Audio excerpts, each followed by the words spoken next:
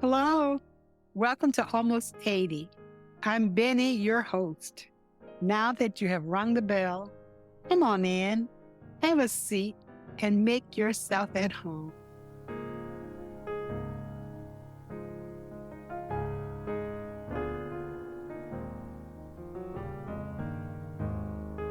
Hey. Hey, how are you? I'm good. How you doing? I'm doing all right. Yeah, good to see you today. It's good to see you as well. So we're going to do this podcast today. This Yeah. is the fifth one. Is it number 5? We're doing a little bit better, man. Yeah, this is number 5. Excellent. Today, I would like to make an announcement. We have somebody special on with us today who's going to be talking, and this is my baby brother, Alvin. Hi, Hello, Uncle Alvin. Hello. Hello there. How are you all? Doing well. We're so glad to have you. I'm so glad to be here. So we are looking at Uncle Flea. Which is what I call, okay, let me just tell everybody. You're going to hear me call him Uncle Flea because this is what we call him. In our family, I think in a lot of families, we don't always use the given name. We use sometimes like a nickname that's been given to the person. Now, I've never asked you this, Uncle Flea, but do you know how Flea came to be? Where did that name come from? Where did that come from? I was told I was born premature. Okay. It was like 5.5 months, and I was very small. And so, and that just stayed with me. Oh, so like a little gnat, like a little flea. Yeah, like a little flea. Yeah, Oh, I didn't know that that's where you got your name. that's where I got it. Okay. Well, thank you for sharing that. So today we are going to pivot. And Mom, go ahead and tell us exactly what it is that you want to share with us today with your brother. Well, I thought I wanted to talk some more about our everyday life in the country down in Bethlehem community where we grew up. Don't you think that it's I'm glad that you're doing this because the way that you lived as a child is, I think, almost unknown to people, right? Like if you talk to people in 2025 and you say, how do people live? We just don't have a good sense of what the everyday life was like. Right. It wasn't that long ago. Right. But we've made a lot of advancements, I guess, and there's a lot of stuff that most people just have no idea. So I'm glad you're taking the time to do some of this. Yeah, because even if you tell people that you lived in a time when you had no electricity and we had oil lamps that gave us light at night. We went to bed pretty early so we could even conserve the oil and rose early in the morning so we could get the full day, the sunlight. You know what I mean? That is interesting. I never thought about life around the sun.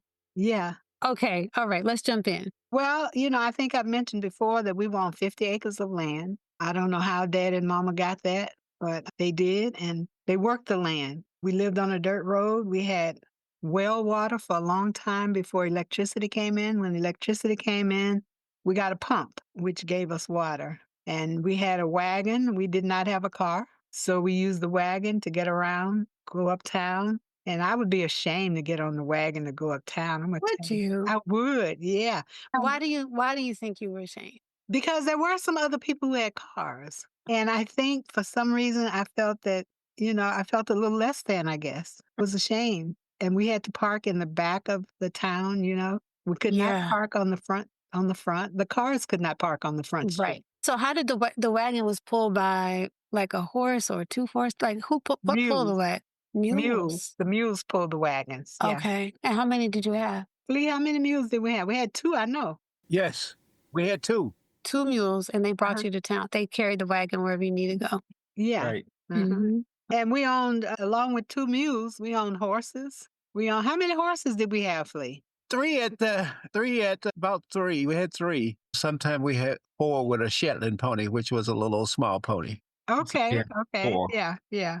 So along with these horses and mules, we owned cows, we owned the horses and mules, we owned chickens, we owned pigs, and all of these things were part of our daily lives. They helped us survive in various ways. The cows gave us milk, gave us butter, gave us meat. The chickens gave us meat, gave us eggs. The pigs gave us meat, gave us hams and all kinds of things. And when we would kill it, and I think Flea, when you got a little bit older, you would help and slaughter them, right? I was the trigger man. So I would take the rifle and I would shoot the pig. My dad would take his knife and stab the pig in the heart to let the blood drain from the pig.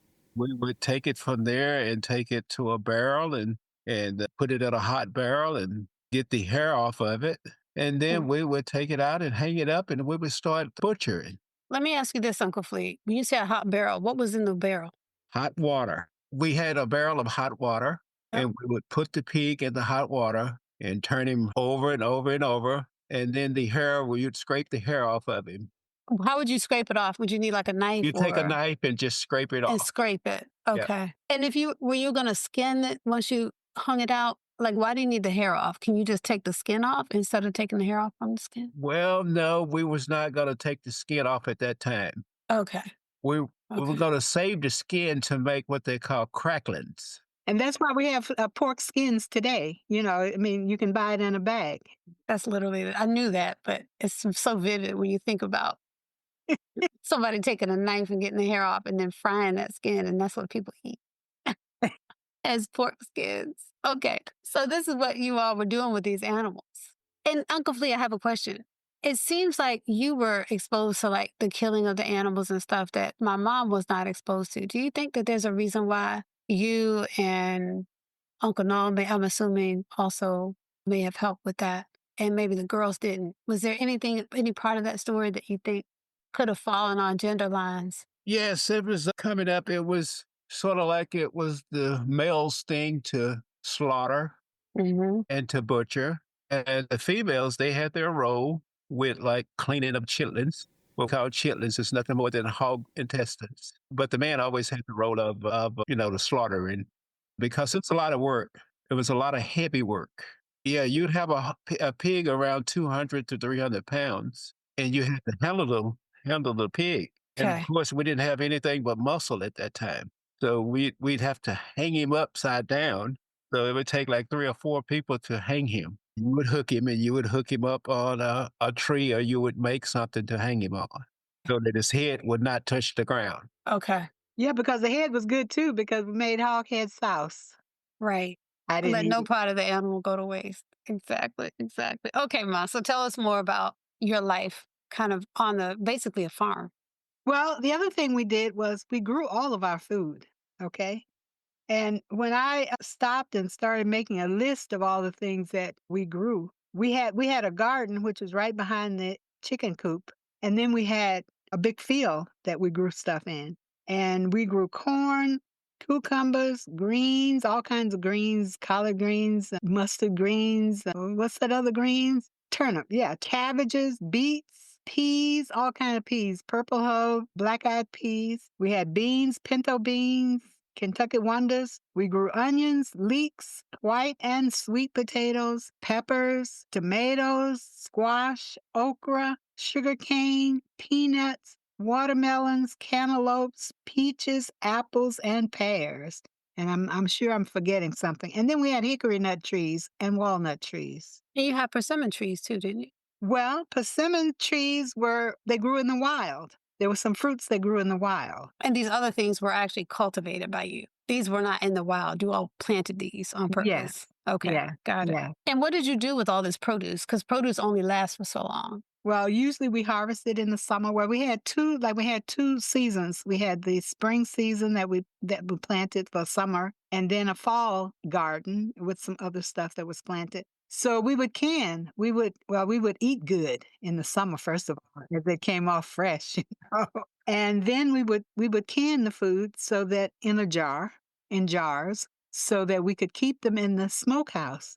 We called it the smokehouse. It was a little shed that was dug kind of in halfway in the ground so that it would be kind of cool down there. We kept all the jars and things down in there of different things that we had canned over the summer. Okay, okay. Yep. And Uncle Flea, I have a question about this butchering.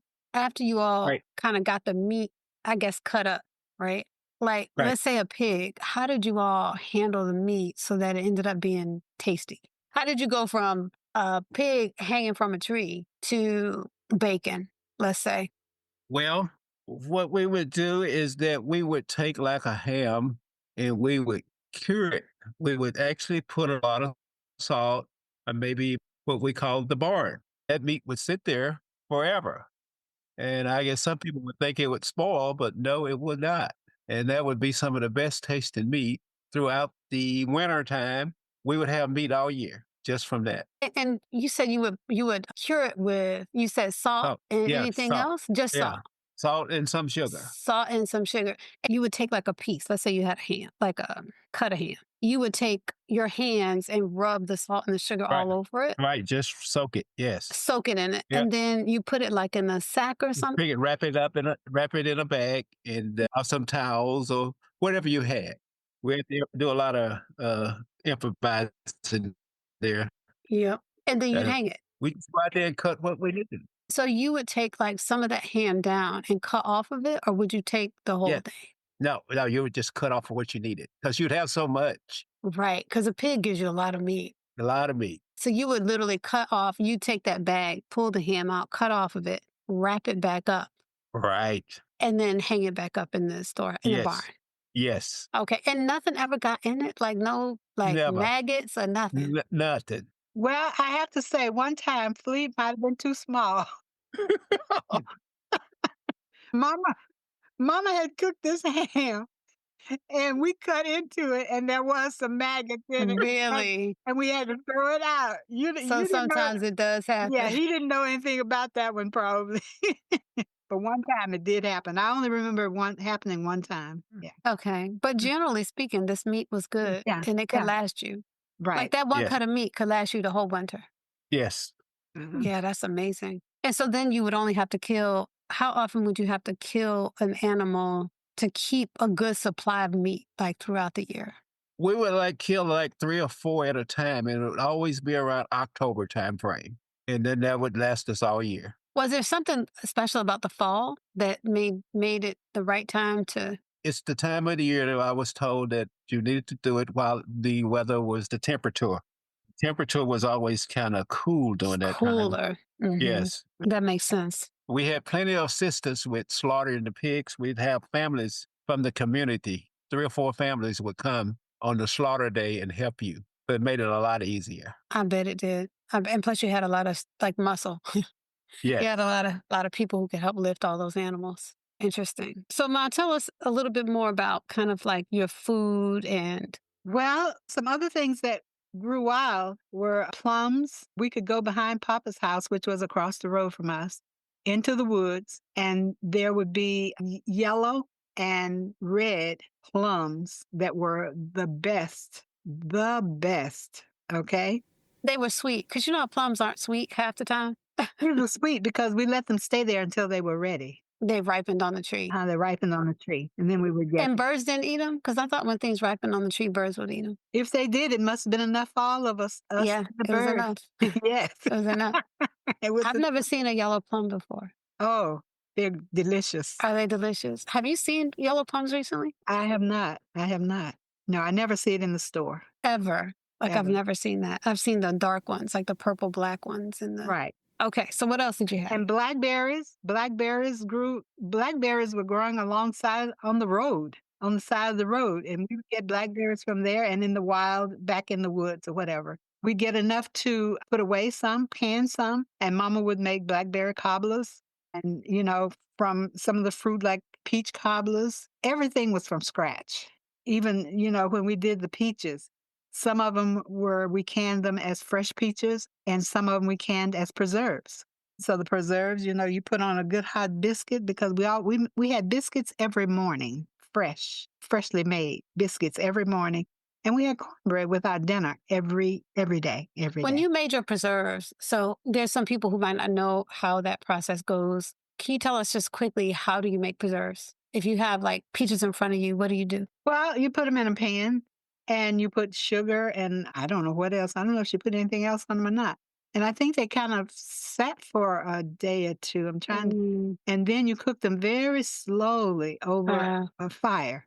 so in a pot or a Yeah. pan? A pan, yeah, it was like a big pan. A pan, big okay. pan, Yeah. and then they would cook down until they were mushy and good, yeah.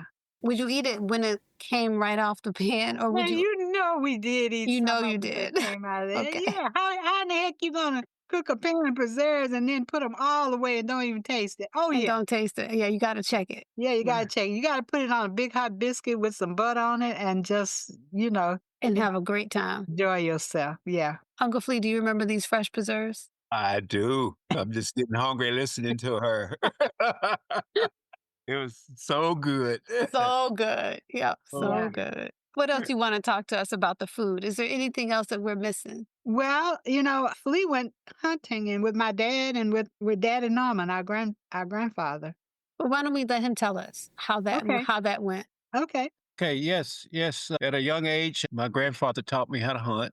We would go out and hunt raccoons and possums, opossums, as you would say. Squirrels was the big thing that we would hunt, and we would also hunt deer. And he taught me how to process all these animals. And today, I think that I'm probably the best at processing animals because what he taught me, I'm still doing it today. Let me So ask you this. Can you walk the people listening through what hunting actually means for the different animals? Were they all hunted the same way? Or like what do you have to do special for like small animals versus like deer and that kind of thing? well, with the raccoons and the squirrels, we had hunted dogs. So the dogs would Oh. go and find the raccoon and the squirrel, and Oh. we would go there and we would kill it. I didn't know that. So you had dogs go get them. Yes. How did you train the dogs to do that? Well, you just take them with you, and you already have some, and you have your older dogs to train the young dogs. So in the country, my grandfather always had dogs. When the young ones come, he just take them, and the older dogs would train the young ones how to hunt. Hmm. So we just had this process to continue. And so we would always kill squirrels and raccoons and possums. Now with the deer, you would normally be stationary until you saw one appear. And that's how you get the deer. And you would shoot the deer. You shoot the deer. Okay. So you had to be a pretty good shot. You need to be a pretty good shot. You didn't want to wound the deer. You wanted to actually, You want to kill the deer. have a kill. Where do you shoot the deer in order You to sh- kill them without wounding them first? well, right behind his front leg. And that would be in the location of his heart. So you'd wanna Oh. take a shot that was gonna go in that direction. That was the best way. Now you could shoot him in the neck, but sometimes that would be a hit and miss deal. So you didn't wanna wound the animal, you wanted to actually kill it. Is that because it's more merciful for the animal? Yes. Okay. And I'm going to ask you to go back and tell us about the rabbits because we missed your audio on that part. Oh, yeah, the rabbits, we would just walk through the woods, and, of course, we would be down the where we would call a creek or a branch. That's where the rabbits hung out at. So Mhm. we would go hang out with the rabbits, and when we saw a rabbit appear and we could get a good shot, that's how we killed the rabbits. Oh, you shoot the rabbits too. We'd shoot the rabbits, Did yes. you all ever use any of those traps kind of thing or no? No, my great-grandfather, he used traps to trap raccoons, and he would have fox. He would trap fox and mink. Oh, So they make mink coats. He would sell the fur, yeah, and that was quite a bit of money back in the day. I bet. So one thing I have not heard either of you talk about is fish. Did you all eat a lot of fish? Did you fish a lot? How did you all manage that kind of thing? As a youngster, Keisha, I fished all the time, every chance I got. I would go fishing. I would walk miles to fish. Huh. And most of the time, I would catch fish. Mama would be so happy at that year I was going to bring fish back. What kind of fish were you getting? I was catching what they call perch and catfish. However, we would have a guy would come around every Saturday and he Mhm. would sell what they call buffalo. And so we would also have buffalo. Buffalo is nothing more than a big carp buffalo. It's just a bigger size of a fish with scales on it. So you said it's a carp? It's a kind of a carp fish? Yeah, and the name of a fish is a carp. We would have carp and we would have buffalo. The fish name is buffalo. And it's really good fish. Is it a good fish? Delicious. Delicious. Yeah. I like perch. So that's nice to hear that you all eat a lot of perch. Okay, Ma, we're gonna pivot. Tell me what else about your day-to-day life that we may not have covered before. Well, one of the things that I thought about was how clean my mama was. Yes, she was. And I can attest to that. the what came to mind was, the phrase cleanliness is next to godliness. hmm I mean, I don't know, some people thought it was that was biblical, but it's not I don't, it's not biblical. I No. don't think so. Yeah. No, but I think she thought that God gave her this order himself to keep clean, to keep your Mm, house clean, keep everything clean. mm. So once a week, we had to strip the beds. We had to clean everything, clean everything. The floors, we had wooden floors, and we had to take hot water with soap and a broom and scrub each floor. And then you would take hot water and pour over it and to rinse it off. And then we would have to sweep the water outdoors. Okay. Were you scrubbing this with a hand broom or the kind of broom that has a long stick and you sweep in? A long handle broom. A Hmm. long handle broom. So this was the kind of broom that you could go back and forth with. This is not like the broom we have right now that we sweep with. This is the broom we have now that we sweep with. Yes. Oh, it's the same one. The same one. Yeah. Okay. Same one that you sweep with is the one you would. You will clean the floor. Okay. Right, right. So we would do that. And this washing was a big deal because, first of all, there were 8 of us. And yeah, it was 8 of us. Eight, six, seven, eight. Yeah. At least once a week, we would have to do a good big washing. And one of the things that we had was a big wash pot, which is a big iron pot out Mhm. near the wood pile outside. And we would fill it with water from either the well or the pump, wherever we were getting the water from. Okay. And I think Daddy would make a fire around there. Somebody would make a fire around the pot so that get the water hot. And we would take that hot water and put it in a tin tub on the porch where we would start with the white clothes and we would use Fab washing detergent, washing powder. And we would scrub on a scrub board and we would scrub each piece of each garment, each piece of clothing, sheets and all that. And then we would transfer those scrubbed sheets to the wash pot because we will have filled it back up and we'll have gotten another pot hot already. Hot. Uh-huh. Yeah. And we would use some lye soap in there.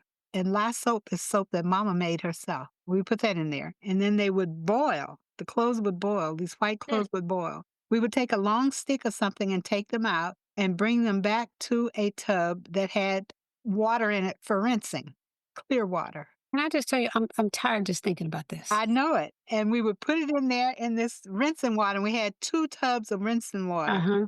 And the second tub, we would put something called bluing, which was some kind of blue. It would turn the water kind of blue, but it would make the clothes the whitest you've ever seen. And then we would do the colored clothes. They wouldn't go in the pot to be boiled unless they were. Sometimes she would put Daddy's overalls in there and stuff like They that. were dirty. They were dirty. Yeah, they were dirty. Uh-huh.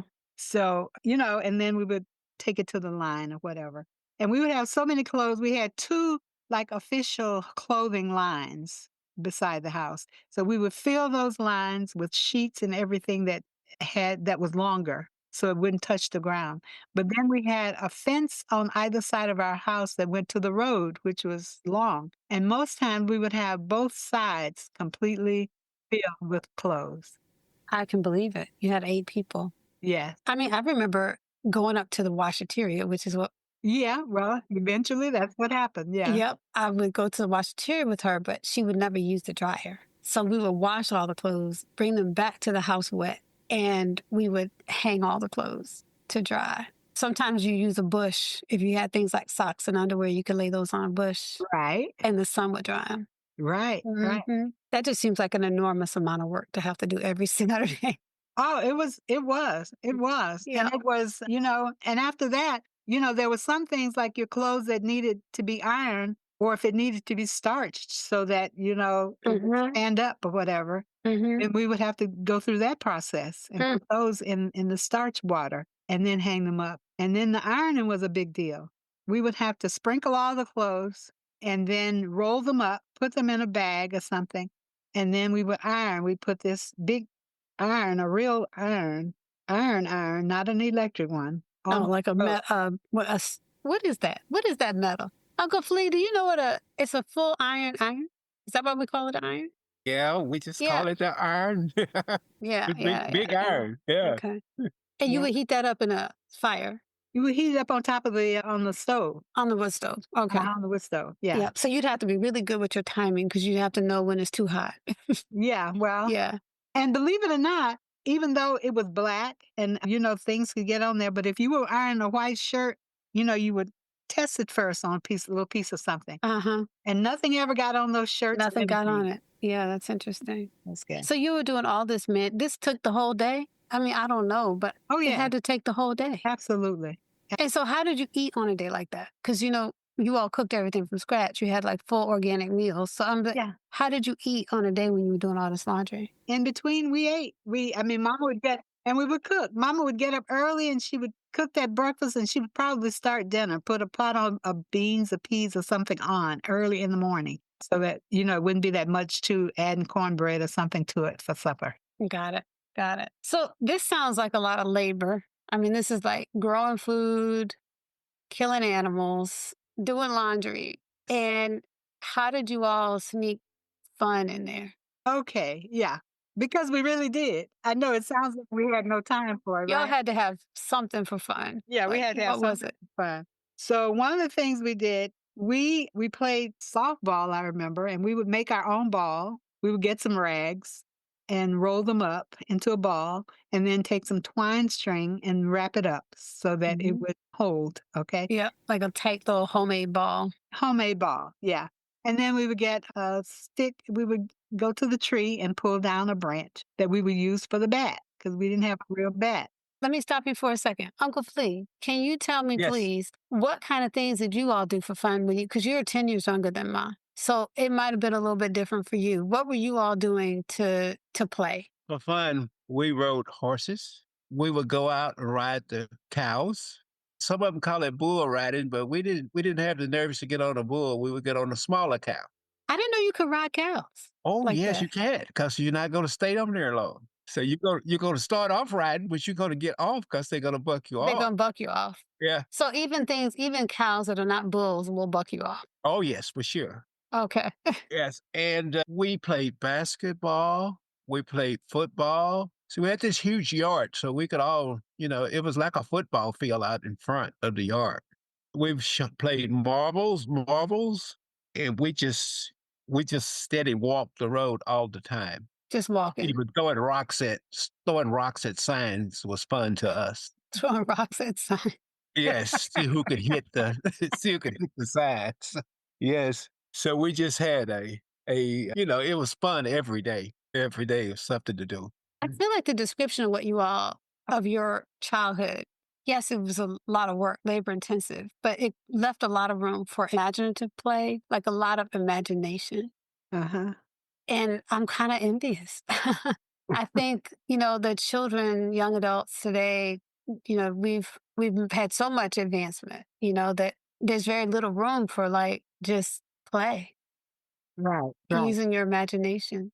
Okay, I'm not trying to throw us off too much. Okay, Ma, tell us about something else that you all might have been doing.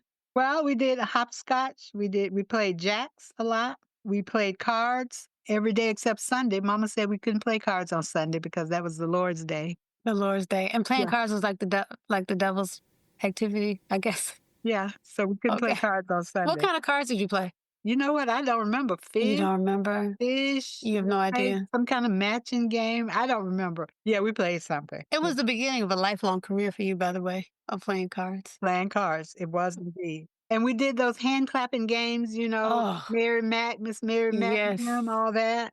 Yep. And we did relays and we made mud pies. Did you eat them? No, we did not eat them. How do you make a mud pie?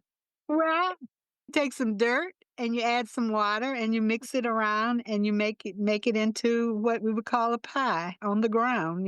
And then we would and the sun would come and kind of bake it and look at. Bake it. Yeah. And do you know what? One time I cooked an egg outside. Did you? It was that hot. And I put an egg, I don't remember, on a tin something, and the egg actually cooked. Did Yeah. you crack the egg? It was a broken egg? Yeah, broken egg. Yeah. Hmm. Yeah, we did that. And it And cooked. That is yeah, too hot. I know it. And then another thing that I remember that was really good, Sally, who is my first cousin, our first cousin, she was up at her grandmother's house a lot, who was right up the road from us. So we played together a lot. Hmm. And at her grandmother's house, they had a lot of pine trees. Yep. And on the ground there was no grass really. Yeah. It's In kind of parts of it. barren. It was Yeah. barren, yeah. Hmm. So we would take a broom and we would create houses out of the pine trees. And we would decide where the door would be, the living room, all these different rooms and everything. And then we would sit down and pretend to have tea or something. And we would talk and like we were adults. We would play adults. Yes, No? yes. Yes. And that was a lot of fun. I remember that as being really a lot of fun. And then she would walk back home with me, and her mother would say she couldn't go. Her grandmother would say, "You can't go all the way. You can just go piece the way." Hmm. But we would go all the way. And then when we get to my house, my mother didn't know that, her grandmother had said you can only go piece the way. So then I would ask Mama, "Can I go back piece the way?" And she would say, "Yeah." And then we go all the way again. We do that 2 or 3 Oh times. my gosh. Yeah, that was fun. Yeah. Well, I'm pretty sure your granny knew what y'all were doing. I'm sure she did. We thought we were getting over on her, but, that was it. Yeah. All right. All right. Tell us anything else you want us to know about life in DeKalb. I was thinking about the holidays. Juneteenth was our day for celebration, not July 4th. So let me stop you for a second. So Okay. Juneteenth is like now a popular day that Uh-huh. people across the country know about. Uh-huh. But because you grew up in Texas, Uh-huh. this was a holiday for you even as a child, Yes. right? Yes. And so how do you all, and Uncle Flea, I'm going to bring you in too to add your thoughts about Juneteenth. You start by telling us, how did you celebrate Juneteenth and what did it mean to you? Well, What was taught about Juneteenth to you? it meant our freedom day. It was our freedom day. But we didn't really do that much. And what happened was sometimes the white folks would come down in a truck with some barbecue and some red soda water, and they would park at the church, and you could go over and get a sandwich and some red soda water, which was strawberry. And I'm telling you, Knee High made the best soda in the world, strawberry and grape. And peach. And Yes. peach, yeah. Okay, Yes. so this was Juneteenth, and sometimes, so that's kind of interesting to me that you had, because you grew up in a segregated South, right? So it's not like you were Yeah, living, absolutely. you weren't living amongst white, like you all were not living with each other. And Right, so some of the people in your town who were white, who had to be uptown usually, right, right. would come down to Bethlehem, right, Uh-huh. to celebrate Juneteenth with you, or like what was the motivation for their? I'm not sure what the motivation was, and I'm trying to think, we never really went over there to get any. We didn't appreciate it. Okay, so it wasn't really, And it wasn't really right. It wasn't like a big day that I remember. I just remember that happening. yeah. We had just regular food or whatever. We Hmm. didn't celebrate any But you big brought way. attention to the But we day. brought attention to the day. Okay. And would you work like you normally worked on that day? Yeah, I think so. I'm thinking we probably would, yeah. Uncle Flea, what is your memory of Juneteenth? Well, just like my sister just got through saying, I do remember them coming down and giving us some what we call soda pop. And the soda pop was good. And I don't know whether it was because of we was late getting the news and they were trying to make up a little bit or Mm. what it may have been, but it wasn't really that exciting. Not like we celebrated today.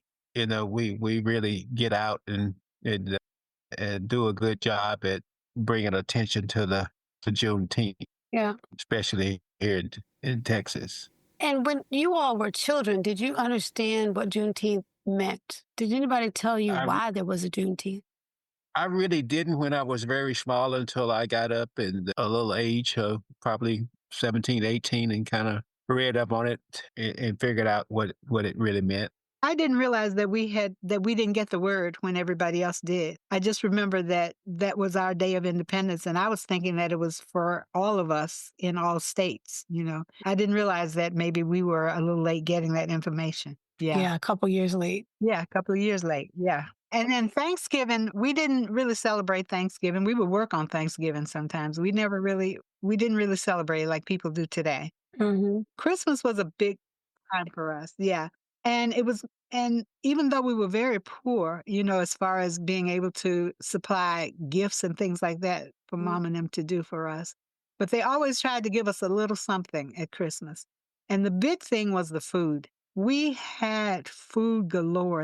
I mean, all chicken and dressing and greens and sweet potato pies, just a 5 or 6 or 7 or 8 of them. And then we would bake cakes, any kind of cake you could think of. We had probably 10 or 12 cakes there sometimes.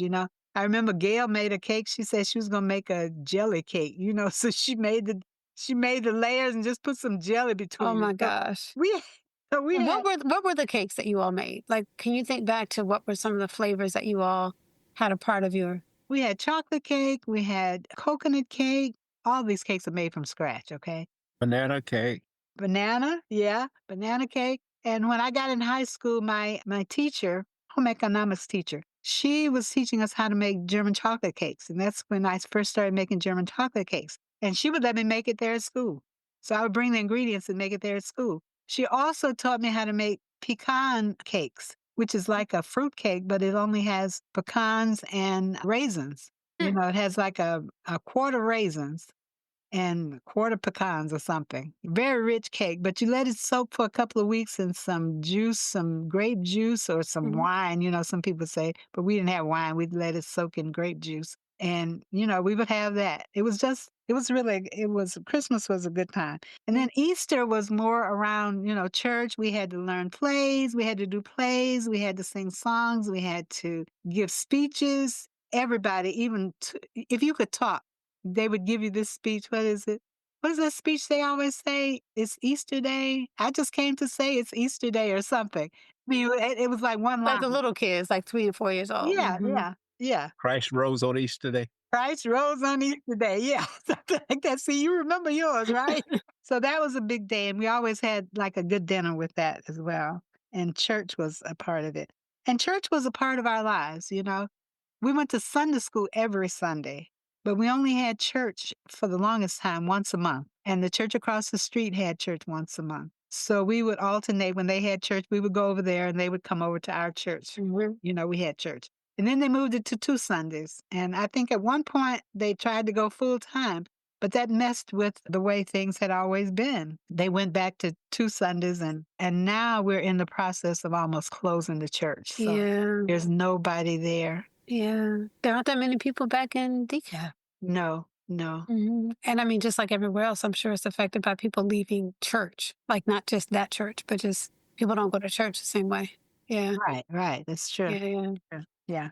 Uncle Flea, what part of the story did we miss? Is there anything you'd like to add? Oh, well, I was thinking about my daily life when I was around 6 years old of what I would do. I would first get up early at daybreak. You got up as soon as the sun started to shine. I would go and milk a cow. I would what they call slop a pig. What is that?